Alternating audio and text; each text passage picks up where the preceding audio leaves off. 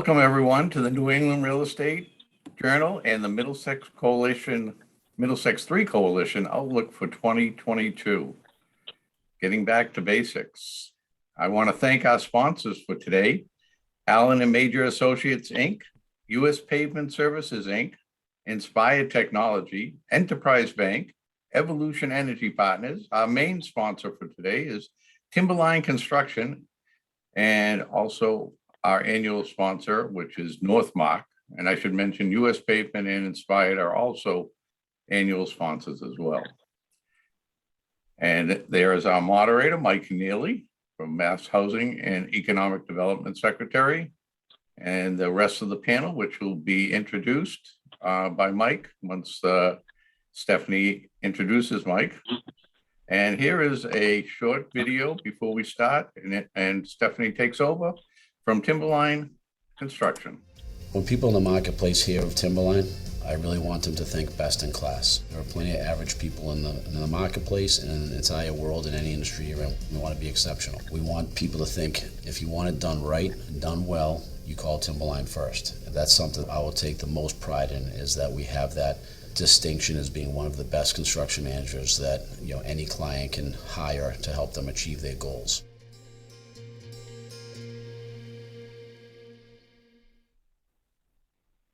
Deco offers unsurpassed quality. When people in the marketplace hear where that's Timberline, come from. Developing careers in construction, providing specialized construction. But we shut them off. All right. Well, I don't know why this is not closing. But all right. We're going to ask Steph Fritz to take care of the, here we go. the logistics. Okay, wonderful. We're back. Wonderful. Thank you, Rick. I want to introduce Stephanie Cronin from the Middlesex 3. Before I do that, everyone should know this is being recorded, and if anyone has any questions, you can put them in the Q&A box, and if you want to put your contact information in the chat box as well. And now I'll hand it over to Stephanie Cronin from Great. Middlesex 3. Thanks, Rick. I appreciate it. And I'm going to be quick because I really want to spend our time hearing from the panel. But first, I want to thank Secretary Keneally for all of your support for economic development in the region. And I think we're going to hear a little bit about that in a few minutes. But also thank you for your support for the Middlesex 3 Coalition, as well as moderating today's panel. And I think we've got a stellar panel today, including Jay Ash, the President and CEO of Massachusetts Competitive Partnership, Greg Bielecki, Principal at Redgate, Robert Coughlin, Managing Director at JLL, Stephen Kelly, CEO at Timberline Construction, and Deanna Murphy, General Manager at Anchorline Partners. Thank you all for joining today's conversation. And Secretary Keneally, I think I saw you a week or so ago in Bedford, and I mentioned this is going to be either a really easy or a really difficult panel to moderate. We've got some great personalities. You've got two former secretaries of economic development who are also instrumental in Middlesex 3's success, so thank you both. We have one former president and CEO of Mass Bio, and we have everyone with a lot of great and insightful information. So I think it's going to be a lot of fun, and hopefully we're all going to walk away learning something. But one final item before I hand over this virtual microphone, I want to remind everyone or inform everyone that around 1 o'clock, after we wrap up the panel discussion, we're going to be turning the webinar into a 30-minute meeting where attendees will be moved over and they can participate in an after panel discussion. And we're going to kick off this after panel discussion with one special guest who I believe has worked for 4 of you, went to school with one of you, and is friends with all of you, and probably half of most of our attendees as well too. So stick around to find out who this is. And so with that, let's kick off the discussion, and I'm going to hand it over to Secretary Keneally. Thank you. Well, Stephanie, thank you so much, and thanks for assembling this truly all-star panel today. I'm going to vote for easy. This is going to be easy and fun, and it's a terrific group. I mean, to be joined by 2 of my predecessors, an incredibly valued industry colleague in Bob, and then 2 other industry leaders. It's a really terrific group. So great to be with you. Why don't I just open up with a few comments? I want to be somewhat brief, and then hear what this panel has to say about the topics of the day. But it has been great to get back on the road now coming out of the pandemic. As Secretary, you tend to travel quite a bit. Obviously, we shut that down for a period of time last year, but among other things, I have, since the start of the summer, done a 25 downtown and small business tour, getting around the state, literally from as far west as Williamstown, as far east as Provincetown. We did a tour of affordable housing developments, 6 days, 12 communities, about 30 developments. I did a similar tour 2 years ago. But getting back out there, and then now we're in the throes of announcing MassWorks grants and other similar grants through our capital grant programs here, which brought me to Bedford and Burlington and Lincoln and Chelmsford a couple weeks ago. And a couple of those, by the way, have a real emphasis on life sciences. So it's been terrific to get back out on the road and back investing in our communities. And I will say one thing we've done recently, which I think is really important, is to consolidate a number of our programs into something we call the One Stop for Growth. And so taking MassWorks and 9 other programs and combining those into a single front door, if you will, to our capital programs, as always in our efforts to be the best partner we can be for our cities and towns. In addition to traveling around the state, we've got a number of topics on our mind right now as an administration. One clearly is workforce, making sure we've got a prepared workforce for today and tomorrow. We released over the summer a future of work study that spoke to a lot of the trends we're seeing now and really tried to describe a world where we've had obviously a fair amount of economic dislocation in some of our Main Street industries, if you will. We've got more people now working in remote and hybrid manner. Just what does the future mean for all of us? And it called out a few things we have to be really mindful of. One is workforce, to really ramp up our workforce skills efforts, and others to build a lot more housing, and also a real focus on industry clusters that make our state unique, places where the state has a natural leadership advantage. So there's a lot going on here from a housing and economic development standpoint. And delighted to be with you all today. I'm looking forward to hearing what's on the mind of these great panelists. Why don't I kick it off and ask a question that is related to workforce and return to work plans. This may be a question best for Jay and for Deanna, but what are you all seeing now in terms of businesses as they start to come back to the office, both in terms of large and small companies? How are people articulating their return to the office strategies, and what are you actually seeing happening on the ground today? Sure, I can talk about that for a moment. So, we have assets right now that I personally see on a weekly basis from Lowell to Bedford to Waltham, and even in Boston, that have a variety of participation. But the mainstay between them all is that the larger the tenant is, the less likely it is that they are all back in the office. Smaller tenants, 20,000 square feet and below, they're a little more nimble. They have seems like they have had a chance to develop their process for all of their employees, maybe spread out a little in the space that they're in, give everybody a comfort level. Those folks are back in the office. Sometimes it's still a bit of a hybrid, but they're here and you feel them. Much larger corporate tenants have, in our experience, still have a very small population in the office. What we're hearing from them is that they are planning returns to work right after the first of the year. They also kind of said that back in September, and then some things changed in the world and that pushed, and now we're kind of hearing first of the year. But I do feel like people have gotten their plans in place. They know what they're going to do. And one positive, I think, that people have really come out of this and said, maybe there isn't that big scare that we're going to have to give back a lot of space. I think a lot of us were fearful of that at one moment. We're not seeing this mass exodus and give back of space. If anything, people are saying we're going to keep the space we have and spread out in a little. Jay, what do you think? Thanks, Deanna, and it's great to be with everyone. To my former HED colleagues, it's nice to see the Cornelius in the secretary's office and not us. So Mike, I see our old Connor office, and we're certainly lucky that you're manning that office. I am calling in from Danvers, my home, and not finding my way to the office. I thought I'd share a couple of observations that I've heard, and largely goes along with what Deanna said. Keep in mind that Massachusetts Competitive Partnership is an organization of 18 of the largest employers in Massachusetts, so I deal almost exclusively with large employers, although all of us are always talking about employers all around. Work from home is still working for companies, and so there's no rush to get people back to the office. But more importantly, flexibility is the mantra for employees.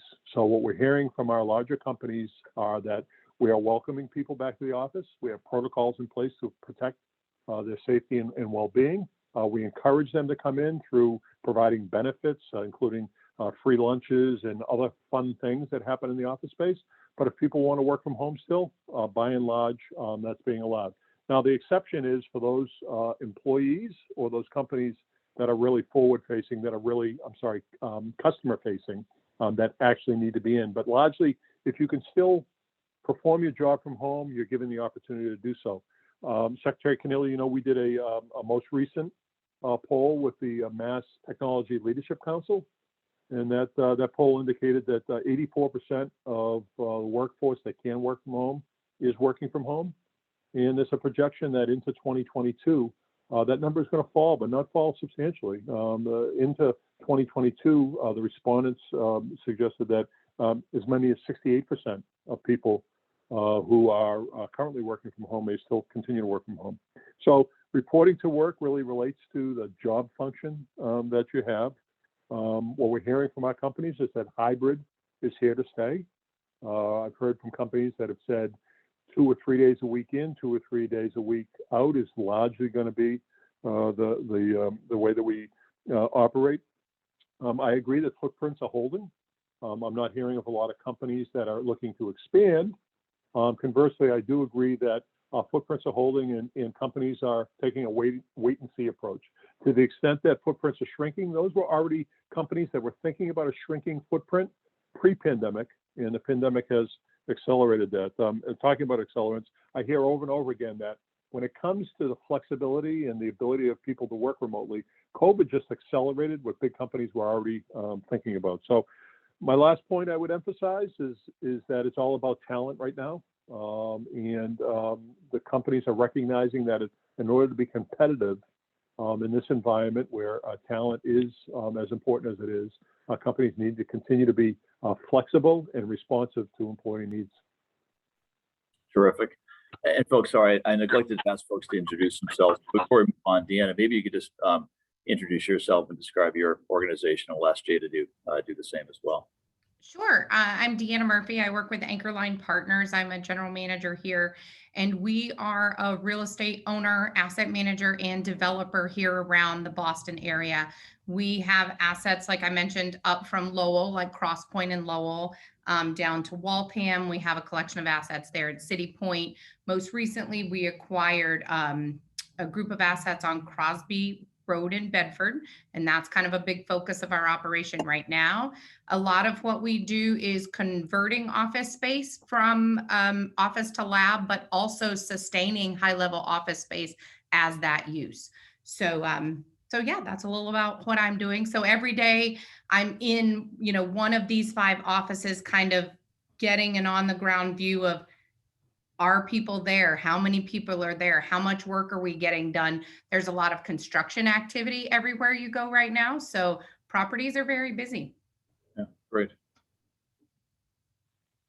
And I'm Jay Ash. It's great to be on this panel because if not for the Greg Bileckis and Bob Coughlin's of the world, who helped propel the city of Chelsea while I was city manager forward, I may not have been asked by Governor Baker to be the successor to Greg Bilecki. And as successor to Greg Bilecki, I looked for talent because talent is king, and was able to bring Mike Keneally in on my team as talent and got to serve for 4 years under Governor Baker. I currently am the president and CEO of the Massachusetts Competitive Partnership, again, a organization of 18 of the largest employers in Massachusetts.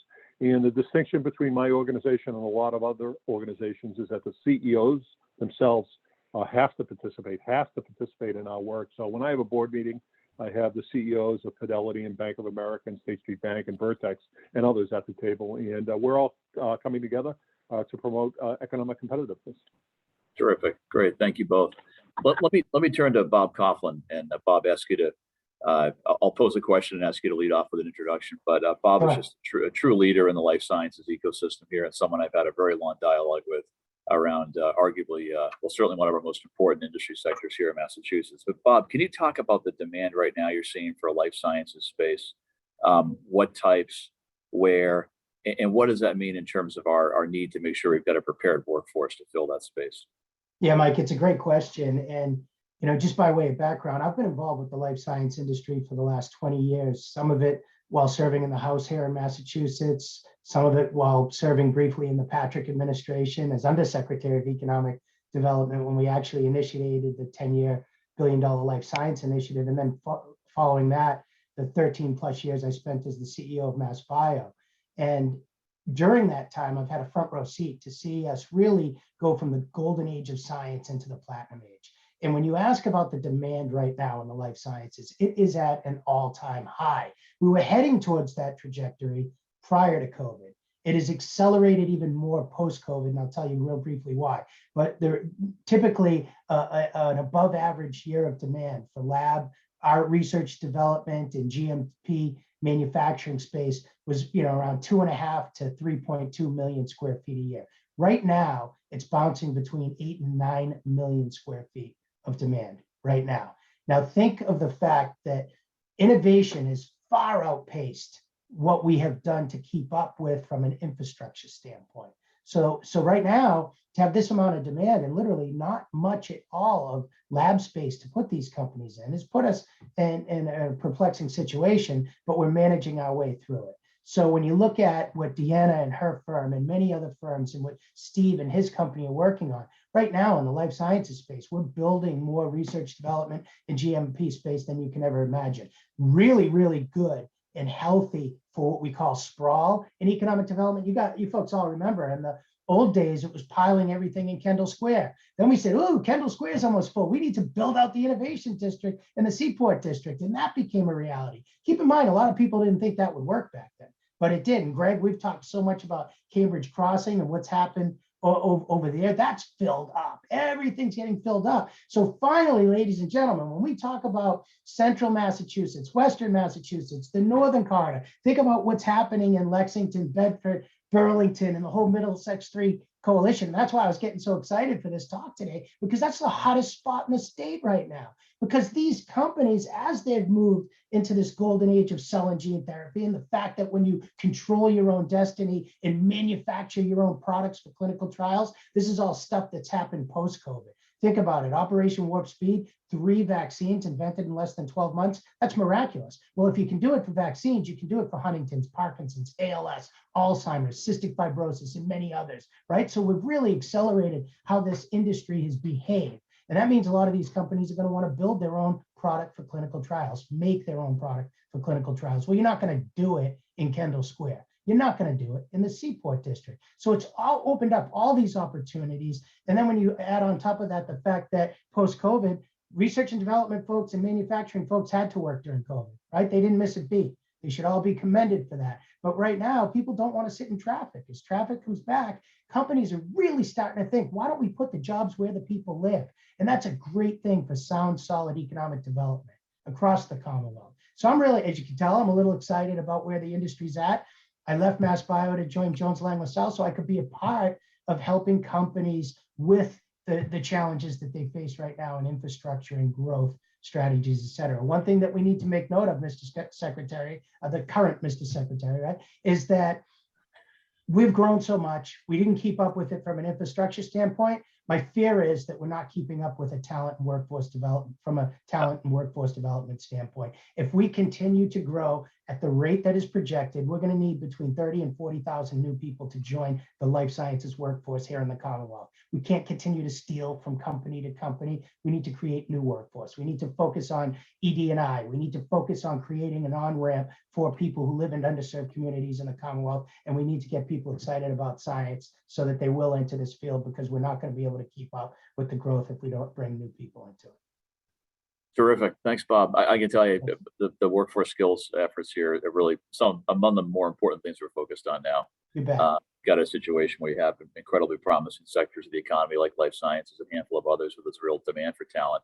On the other hand, there's a large number of people that need to find a new career pathway coming out of COVID-19. So we're at an interesting moment in time where there's both sort of supply and demand, if you will, and ample money to put to work against some of these things. So I think you'll see us be incredibly active over the next year around building out a life sciences workforce skills strategy in an even more focused manner. But thank you, Bob, for that. Let me turn to Greg and Steve, and again, ask you to introduce yourselves as you answer the question. But I'd love to hear your thoughts on office space right now and demand for office space. in light of demands for other types of space like life sciences, manufacturing, distribution centers, and other things. Just what are we seeing now in terms of the office market? Maybe start with Greg and then Steve.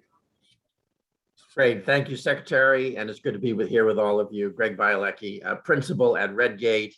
And we do real estate development around Boston and New England, and also are real estate advisors for clients all over the Eastern United States. So on the office side, I mean, I think Deanna made the most important point, which is for all the reasons we mentioned, there's a lot of uncertainty about office usage. And we're still settling out of what the new normal will be. Jay gave us some hints around that. But the most important thing, I think, is that we have not seen those changes, even though they're serious and long-term, they haven't really led to disruption in the marketplace. We don't see tenants giving back a lot of space. We don't see office landlords in distress. We don't see properties going to foreclosure. So it's a big change, but it seems to be working its way through the system. And as you mentioned, Secretary, one of the ways that that's happening is a lot of that office space is turning into other uses. And that's probably the hottest thing in the real estate market right now. A lot of real estate developers looking at existing office properties and thinking about how to convert them to any of those list of uses that you mentioned.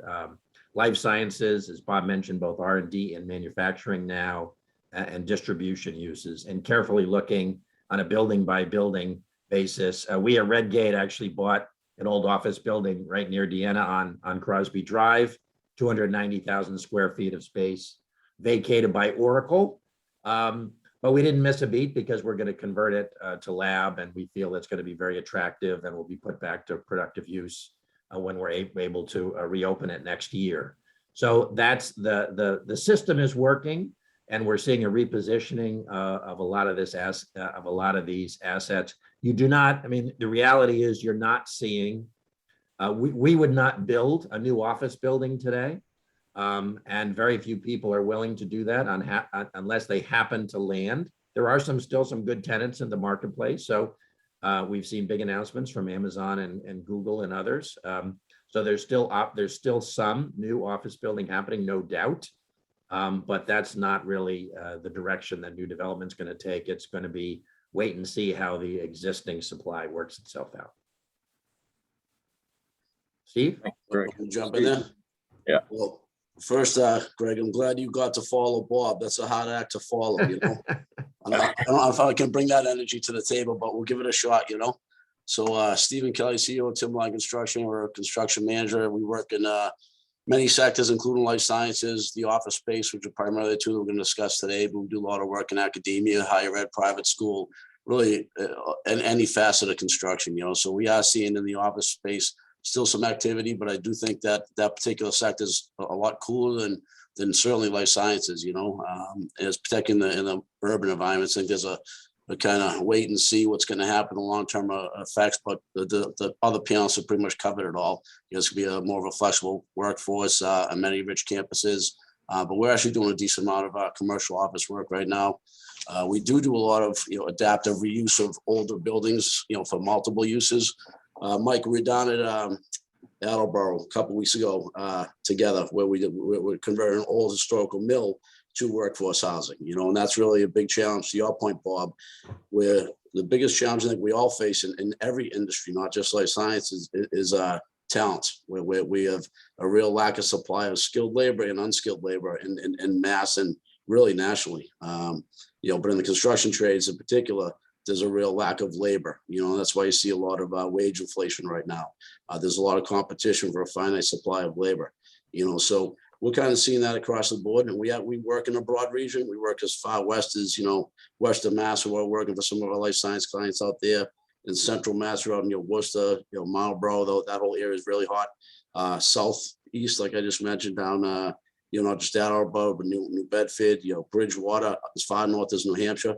So we're seeing life science work everywhere, which is great. It's a sector that we do a lot of work in, and we're very blessed, I think, to be part of this ride here in Boston.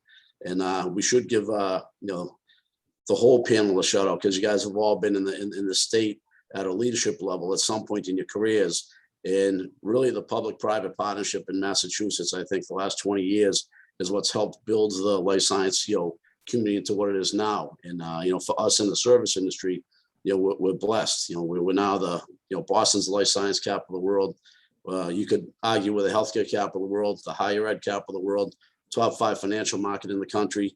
So we've got a lot of infrastructure here that is just always going to drive, the economy, and so we're very blessed. But the shortage of labor, I think, is going to be something that is the biggest challenge to meet the demand that's out there. And that's not just in our industry.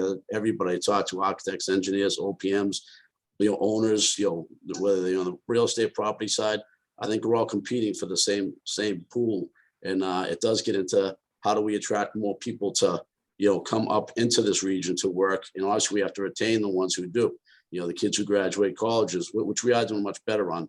There was an exodus. I think the stat was somewhere around 50% a few years back. We're doing a lot better retaining our kids who come out of school, but we certainly need to figure out a way to get more people up here. And then obviously, Mike, I know what's near and dear to your heart and Governor Baker's heart and Karen Polito's heart is the workforce housing. Certainly a shortage of that. We need to certainly develop and make it affordable, because eventually as things become less and less affordable, that bubble eventually will burst and people will choose to go elsewhere. So I think we need to have a continued public-private partnership working together to try to solve that problem as well.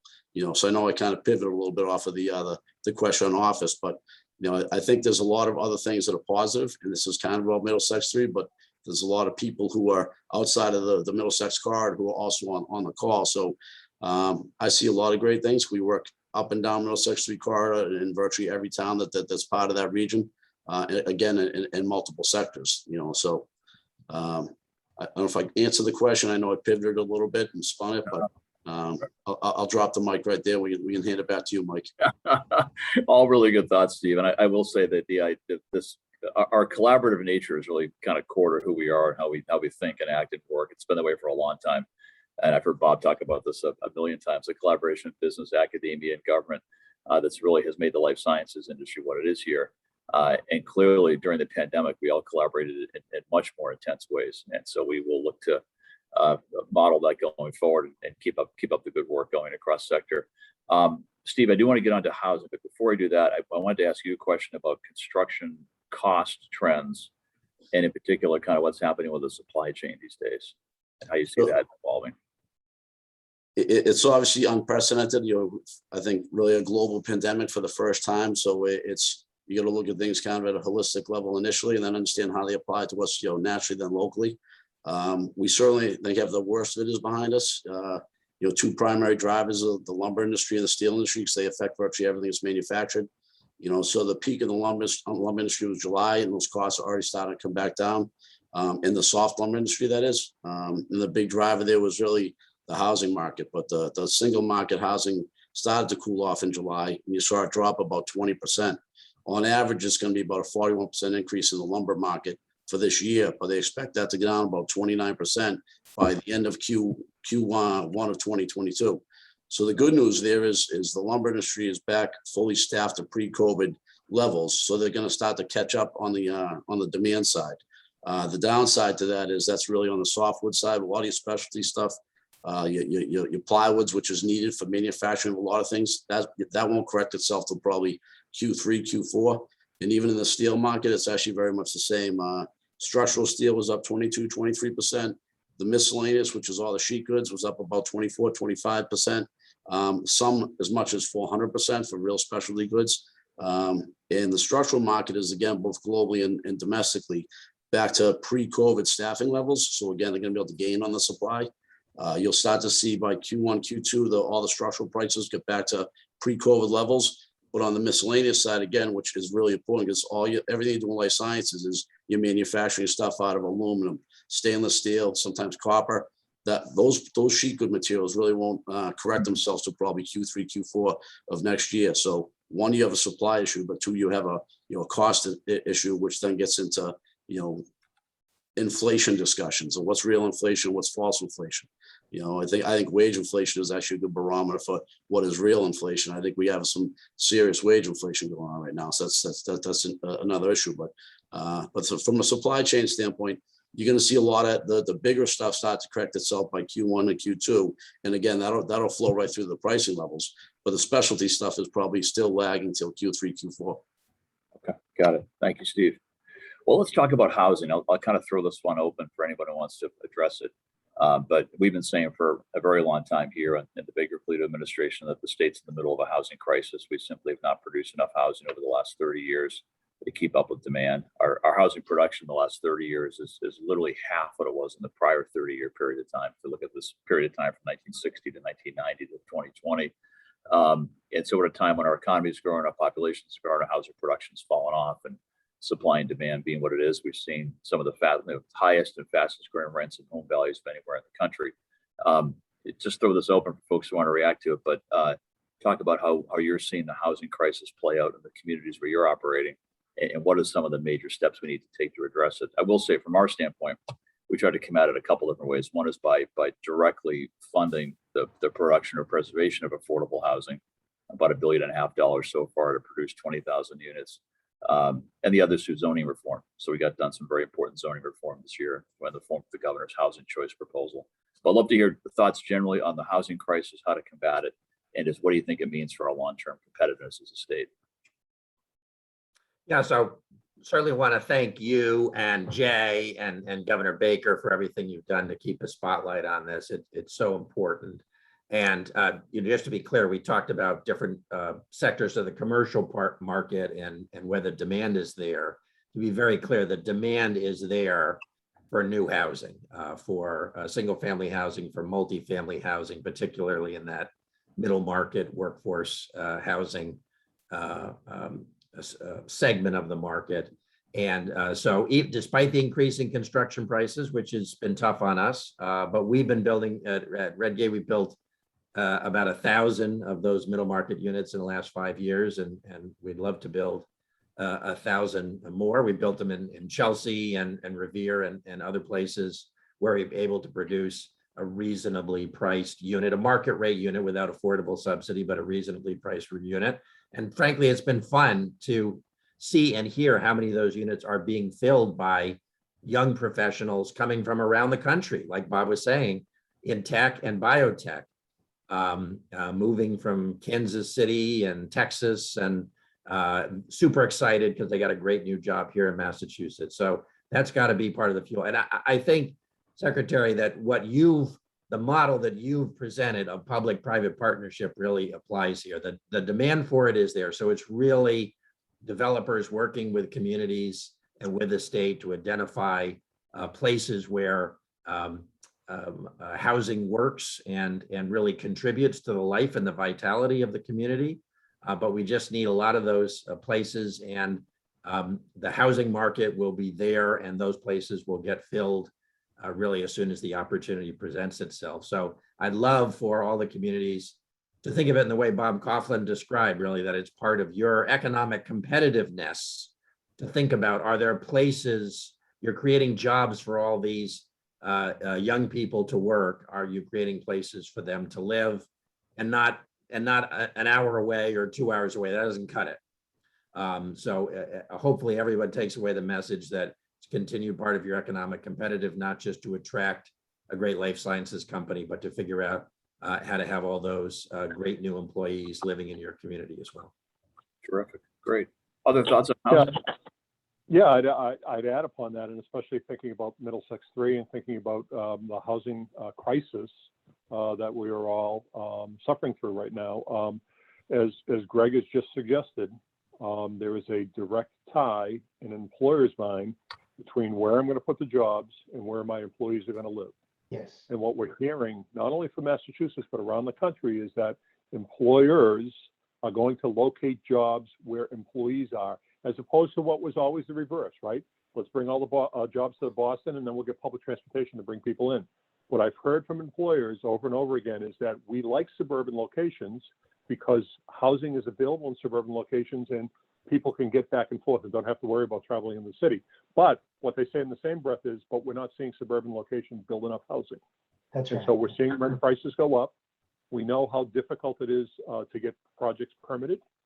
We know how difficult it is to get projects permitted because there are restrictions being put on it on the local level in terms of the types of housing that can be built and where that can be built. And it really is going to lead to a further mismatch, a further stress of our economy if we don't get the housing piece right so that the jobs can go. Because as Bob Coughlin has suggested, and Bob, I'll turn it over to you next, as Bob Coughlin has suggested, there are opportunities that exist today that have never existed before for commercial development, but they won't be realized unless you're building housing as well. Bob?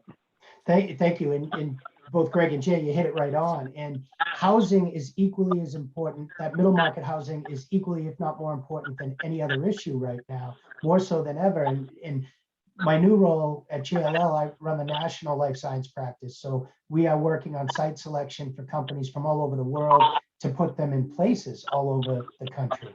And we put ourselves at a huge competitive disadvantage when we don't have workforce housing. And so the message that I want, Greg talked about this, if municipalities are looking at how they can position themselves to be very attractive, not just to create these jobs and create the building that has research development and many clinical manufacturing in it, you need to, these companies are going to say, okay, show me the housing that's around it. Show me the amenities that are around it. Where do people go to eat? It all comes back to live, work, play. And Jay is 100% correct. In the days of old, it was let's put everybody in these densely populated R&D clusters, and then we'll figure out how to get them in and out with public transportation. That is not the case right now. It is not the case. So I'm not saying public transportation isn't important. It's very, very important. But we also need to think of housing around all of these different, I call them pioneering markets.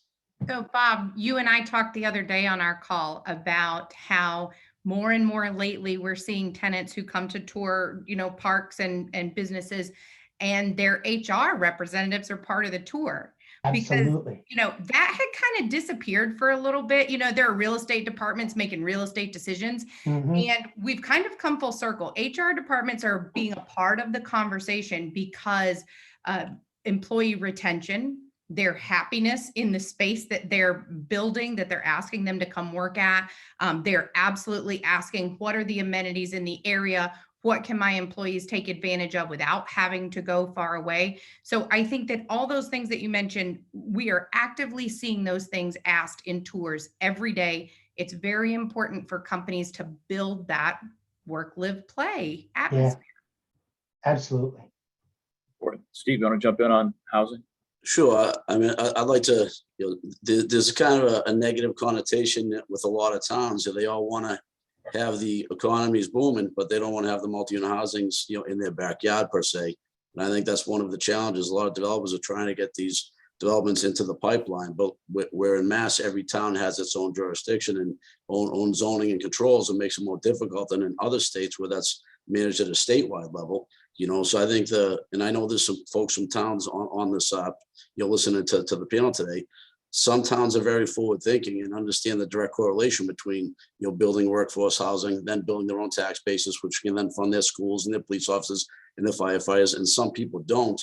And I think that the largest challenge is people want to spend the money. There's a ton of capital to be invested here in Boston. I think we're one of the tops in the world in terms of where VC money comes. But we need to get the workforce housing in place so we can and then hit the demand on what we're trying, all the growth cycles. So I think the key to that is that public-private, partnership / relationship. What you guys are doing at the state level, Mike, is great, but we need to get it to where the local towns are embracing and being more welcoming to the approval process. And it can't be, 3 or 4 people who've lived in the town for 20 years making a decision on their opinions. It should be more fact and law-based versus the opinion of someone who may not understand the holistic approach to growing an economy and a thriving, town or city, So I think that's the key, is how do you unlock that to make people more receptive and open and make the path to construction easier for the developers like Greg and those folks in that world to get projects into the pipeline and get them approved, faster. All really, really good thoughts on a really important topic. I did touch on the zoning reform issue. So if folks don't know, this housing choice legislation, part of the economic development bill the legislature passed and the governor signed in January, lowers the local approval threshold from a super majority down to a simple majority for about 9 different types of what we call housing best practices. And so, as Steve alluded to, all zoning decisions are local decisions. We have 351 cities and towns. They're all different. They all have their own prerogatives and strategies, but those are all local zoning decisions. And what Housing Choice does simply is lowers that threshold from 2/3 to a simple majority. We think it's going to have the effect of unlocking production of all types of housing all across the state. I think it's really, really important. But as Steve alluded to, it does depend on individual cities and towns saying that they want more housing and having the will to make it happen. So it's very, very important. And Mike, can I just add on that? Just one thing, just a plug for Middlesex 3 and the kind of cross-town regional collaboration that it represents, because you do, I know you've seen, and we've all seen that one of the arguments, if you will, that individual cities and towns make is, well, if I were to approve some new housing in my community, but are other communities doing their share, or am I doing more than my share? And that's just one of the great opportunities of the Middlesex 3 is you can collectively, right? You can talk about how you want to grow the life sciences industry collectively and make decisions that reinforce and allow this to become a great cluster.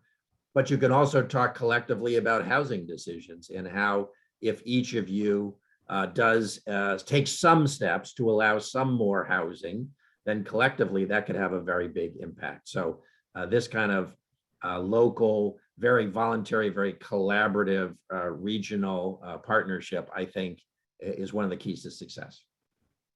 It's a really good point, Greg. I'm glad you mentioned that. But for a whole lot of reasons, the decisions will be made locally, but that doesn't mean we can't think regionally and plan regionally. And Middlesex 3 has been a real leader in that regard. That's a really, really good point, an important way to think about the problem and the opportunity. I want to talk about some more about life sciences and then go on to talk about some other industry clusters. But in terms of life sciences, what do municipalities have to do to attract life sciences employers? And Bob, I don't know if you'll start us off with that one, but others ought to feel free to jump in as well. But what will it take for a city and town to attract life sciences these days? Well, it's a great question. And when I talked a little bit earlier about the direction the industry is going in, and just so the audience understands, when I talk about clinical GMP, I mean about the manufacturing of product that these early stage companies need to make to use in clinical trials. This isn't manufacturing of approved drugs that actually go to patients. In the old days, a lot of these companies would outsource to what are called contract manufacturers. And they would outsource it to contract manufacturers, some in Asia, some of them, in other parts of the country here. And those industries, those businesses got very busy, and companies lost their opportunity to control their timeline by outsourcing the manufacturing of clinical products. Some of it because of COVID, some of it because with the global supply chain being broken, and some of it being because this industry has gotten so busy with cell and gene therapy and precision medicine. We don't invent pills that treat the symptoms of disease anymore. These are personalized medicines that change the course of disease and in some cases cure disease. So what does that mean? It means that if they're going to control their own destiny and timeline, it makes more sense for them to make clinical product themselves. Okay, we went to an area of outsourcing a lot because it made sense. Industry changed. It makes more sense to make these clinical products now, to have more control over it and do it quicker, better, faster. They're not going to do this in inner city environments, right? So this is creating that sprawl. So like Deanna alluded to and Greg alluded to, you look at like 100 Crosby in Bedford or 10 McGuire in Lexington, these little campuses are going to have the ability to do RD and clinical M. Really cool. Even if they're going to have R&D efforts that are happening in South Boston in the Seaport or in Kendall Square or the more traditional R&D clusters, they like to be close, right? So that those folks can interact. So we're seeing this growth overflow into, these pioneering markets because the industry has changed. And again, it's a great opportunity for the Commonwealth of Massachusetts. I'll throw a little, I've been an optimist my whole life, right? But the reality is we are losing a lot of these opportunities to North Carolina right now, because 10 years ago, North Carolina came up with a really amazing way to train workers on how to use these reactors and whatnot. Are we doing it in Massachusetts now? Yes, we are, but we got a lot more work to do. So, when you look at the evolution of the life sciences industry, it's really, really a huge opportunity for us to, create and benefit from these biomanufacturing jobs. Does that answer your question, Mike? Am I missing Yeah, it sure anything? does, Bob. And we would certainly agree, as you know, the idea that we can have Yeah. life sciences truly be a statewide opportunity. So what do and that- those municipalities need then? They need the water. I almost forgot. I ADD'd out on your question. They need the access to water, access to sewer, power. These are the types of infrastructure needs that the municipalities need. And they also need permitting that allows for manufacturing in those towns. If you can pre-permit, you're going to have an advantage over other municipalities that don't, because time is of the most importance. The reason you see so many conversions right now is because you can pick up 12 months as it relates to permitting from doing purpose-built ground up. I think purpose-built ground up wins at the end of the day, but right now conversions are a great way to meet the need that we have immediately. Got it. Terrific. Thanks, Bob. Others want to jump in on that point about attracting life sciences? I think the other big thing there, and Bob touched on it, is speed to market. It's our biggest challenge right now. It takes a long time to build lab space. It takes even longer with the supply chain issues. And I think Steve would agree with me. Every day a job gets a notice about one or another piece of critical equipment that is sitting somewhere. It's just not where it's supposed to be yet. So building out these types of uses take a long time. Tenants are in general 12 to 18 months out from using their space when they commit to us. So I think that at some point, our supply is going to run short a little bit, because all of the stuff that we're just going at 100% right now, it's leasing before we can even see the finish line on completing it. And then those folks are going to move in and you're going to start that process all over again. So back to Steve's point from way back, I'm hoping that our supply chain issues catch up and improve in the next 12 months. There was one other thing that I wanted to mention when it comes to building space and everything, all of our struggles. We talked a lot earlier about labor issues when it comes to the folks who are going to work in labs and things like that. Right now, we have a labor issue in the folks who are building labs and building these offices. And I think Steve would agree with me that the trade shortage is a right now problem as well. So I'll hit on a couple I didn't things. want to let that go without talking about the importance of the folks who build the space that we're all hoping that people will use. Really important point. So a couple things that the panelists mentioned. So another cog in the whole supply chain is just the ports themselves. There's again not enough labor working the ports, getting the trucks loaded and distributed. So just a couple data points. It used to take about 35 days on average for a container to make it from China to LA. At the September 30th, they had, I think, 68 ships out there loaded, ready to be offloaded, which is the most they've ever had. And on average, it's now taking 78 days for that to get offloaded. So not only do you have the constraints in the manufacturing process, but once it gets here, it's sitting in the harbor for 78 days waiting to be offloaded and then distributed around the country. So that's one huge issue we need to solve just from a distribution standpoint. Bob touched on the infrastructure needs. So we do a lot of reuse of existing buildings, but when you start going into like CGMP facilities, the demands, they have a much more intense infrastructure, water, sewer, but the power can be 3, 4, 5 times what these buildings currently have for service available. So there's a lot of infrastructure improvements that need to be made to accommodate a lot of these buildings to try to make it work. But inevitably, it usually happens because the speed to market play is huge. If it's a 12-month differential in the life science world, that's dramatic. It's never seen success and failure in a lot of cases.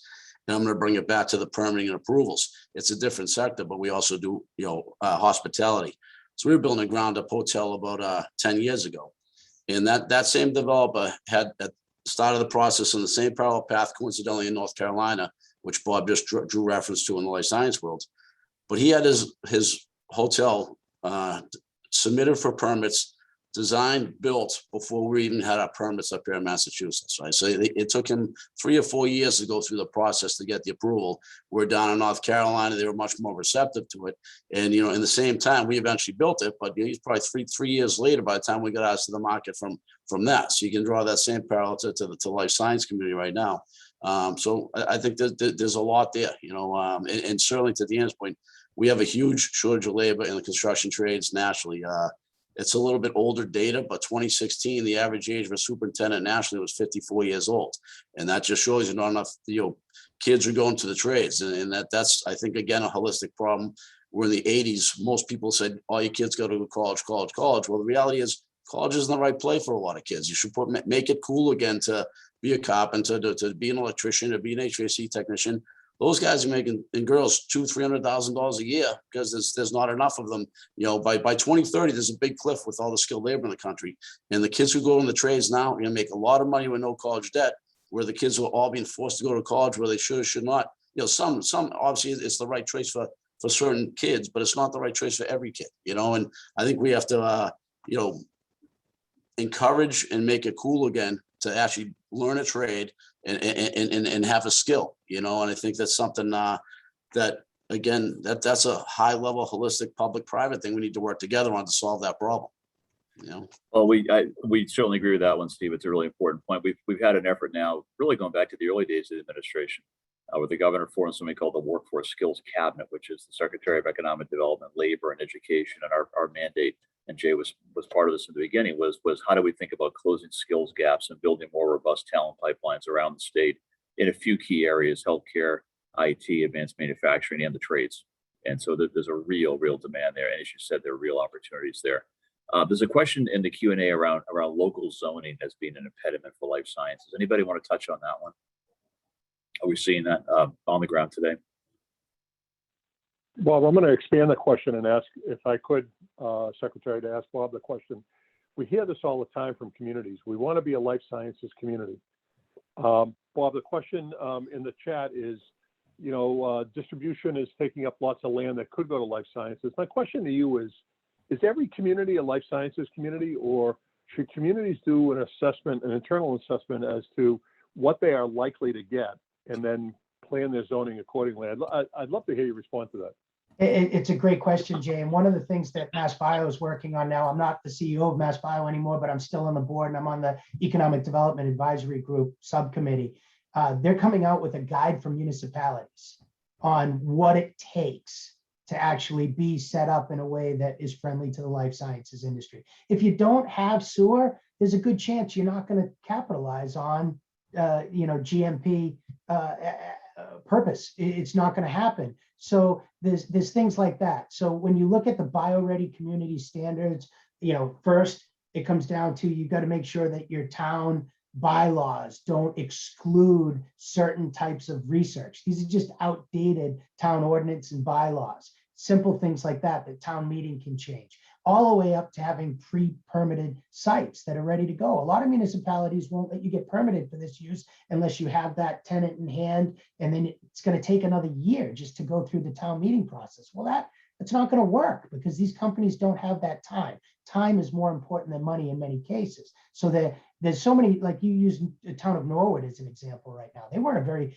bio-friendly community in years of past, but look what they've been able to do by changing, you know, the way they're set up. And now Moderna has a big, you know, biomanufacturing facility down there. And that whole Route 1 corridor now is very attractive to companies that want to do GMP. So yeah, you know, you got to have the power, you got to have the sewer, you got to have land available that's permitted and ready to go. It helps a ton if you have a director of economic development that works in that town that can be that ombudsman, that direct point of contact, kind of like the Life Science Center is for the Commonwealth of Massachusetts. It works so well. It works so well to have that one point of contact. So, you know, you drill that down into the community level and you know, keep your eyes open, because I don't want to let the cat out of the bag, but MassBio is working with all of their partners, Mass Econ and the Mass Life Science Center, to make sure that this guide for municipalities is ready after the first of the year and can get out there to everybody. Terrific. Great. Let me, very helpful, guys. Let me turn to Greg with a question on demand for retail and restaurant space. What are you seeing now today, coming out of the pandemic for demand for that type of space? Well, it's similar to what we talked about for office space. I mean, it's even more struggling than that. So that there's really very few people thinking forward about new construction and development in retail and restaurant. And the focus is on how do you manage the existing inventory and sort of avoid those distress situations that I was talking about earlier. So it's a big focus. And I know, again, compliments to you, Secretary and Governor Baker, huge emphasis on small business support across the state. Great example of public-private partnership. We have come to realize and appreciate more than ever that a lot of these local businesses are really anchors of our community and what we like about our communities, and they need help and they weren't going to make it. And it was going to take a public-private partnership to get them through. So the focus, I think probably your shop, you're seeing it, and I think the market's seeing, is really focused on how to help existing locations survive and fill in the infill that, despite our best efforts, there is some vacancy there and there is some infill. The only real new development that we're seeing is very consistent what we've been talking about the need to have live, work, play. So you do see new developments that are primarily housing or primarily commercial office lab, saying, to be attractive in this marketplace, we do need to have some amenities. So for example, we often put a fun restaurant in the first floor of our apartment communities. Frankly, we charge very little rent because it's not about making money out of that space. It's about making the whole building more attractive to our tenants and users. So that's where most of the new restaurant retail you're seeing is as an amenity, I think, to other larger mixed use projects. And the focus has to be on really stabilizing who's around, because some of those our best restaurant or retail operators are people who've been in the business for a long time, and they're making some tough decisions. We've seen it, right, about whether they want to keep going in the business. Maybe this is the time I've worked in this industry for 20 years and worked too hard, and maybe this is the sign that I should be done. And we don't want that to happen. We don't want the talented entrepreneurs who are doing all those things to give up on their town and on Massachusetts. And I think we're still, though, in that triage stage of how do we help the existing folks get through before we start building anything new. Really good point, Greg. Absolutely. We got one more minute left. There was a question on the Q&A around distribution centers, and should we be concerned about how many of those are being built, and are they crowding out other uses of such space? So maybe if someone wants to touch on that one quickly, then we'll wrap it up. I can throw out there that, about 15 years ago, the occupancy rate in industrial space in the state was only around 40%, and now it's at 99%. There's not enough of it in the built environment, so a lot is being built. Obviously, a lot around the CGMP stuff and the biotech space, but also the whole last mile delivery. And I think it's here. It's part of the future. It's necessary if you're going to have, again, that whole distribution network. But I think again, towns need to be receptive to it. It tends to be more in the rural area where there's big plots of dirt you can grab and throw up 100,000, 200,000, 500,000, or $1 million footer. And they're going up in a lot of places. I can tell you that much. Yeah. And I just add, it's another example of why the communities that do the best zoning are planning ahead. And your decision about what happens with the land in your community shouldn't be reactive to, we see Amazon sniffing around, frankly, Bob, with all due respect, we see a big biotech sniffing around, right? You should be, because also it's too late. It's going to take, that company is sniffing around is not going to be interested because you're not ready for them. So for all of these uses, figure out, do you want them? Do you not want them? Do you want them in certain parts of town? That includes multifamily housing. You don't have to open door everywhere. Do your own planning, decide what you want your future to look like. And frankly, the developers will thank you because it'll be easier. They'd rather be told, yes, you're welcome here, and no, you're going to have a tough time there. Works better for everybody. Really, really good points. I think Stephanie and Rick are gonna cut us off here. But before they do, I want to thank this incredible panel. It's been a real honor to facilitate this discussion. What a terrific group. And I do want to thank Stephanie, Middlesex 3 for being such great partners. Since the pandemic started, I think one of the more important things we did was open up a weekly dialogue back then with all of our business groups around the state. And it was enormously helpful for us to hear what's happening on the ground in our communities from our business groups. And Stephanie and the folks at Middlesex 3 have been incredible partners in that regard. So great to be with you all. And Rick, thank you for bringing us together today. Really, really terrific discussion. No, thank you. And thank you for this whole dialogue as well too. I'm not going to cut you off. If you guys want to continue the conversation, I'll stay here. But I want to be mindful of everyone's time as well too. So, but thank you. I know we had a lot of topics that we wanted to cover, and I think we touched upon most of them, if not all of them. And obviously it's just a short conversation, and there's a lot more detail we could get into, but thank you for all your information, insights, thoughts, a lot of great points that we talked about, and a lot of things for us, whether it's the coalition or the municipalities to really take to heart and to run with as well too. So thank you for that conversation. I know many of you need to leave on the panel as well as our attendees. But if you want to continue the conversation, we're going to continue it as a dialogue. But feel free to jump off as well too. But before you jump off, I do want to first thank you. Thank you, Secretary Keneally, Jay Yash, Steve Kelly, Deanna Murphy, Greg Bielecki, Bob Coughlin. I appreciate all the conversations. And Rick, I know you need to thank our sponsors as well too, so I'll stop talking for a second. Well, it's not that I need to, I want to. Okay. But I want to also mention that if, you talked about live, work, and play, if anyone has a chance, go down and see Steve Kelly's operation in Canton. If you work there, you would never want to leave. He's got everything you would ever want. So I can't believe you can't attract new employees, Steve.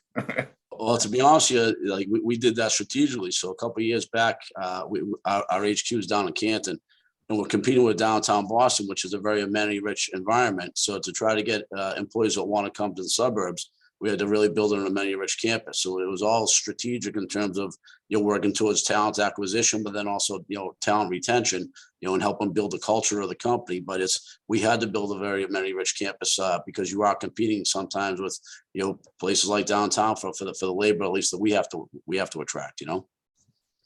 Great. Well, you attracted me.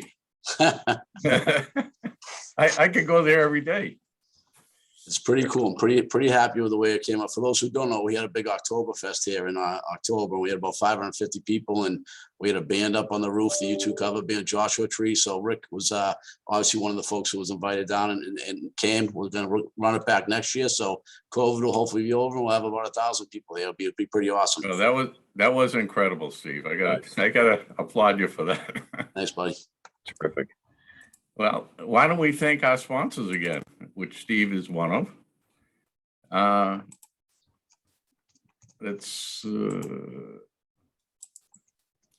want to thank everyone for attending, and also all of our speakers for today.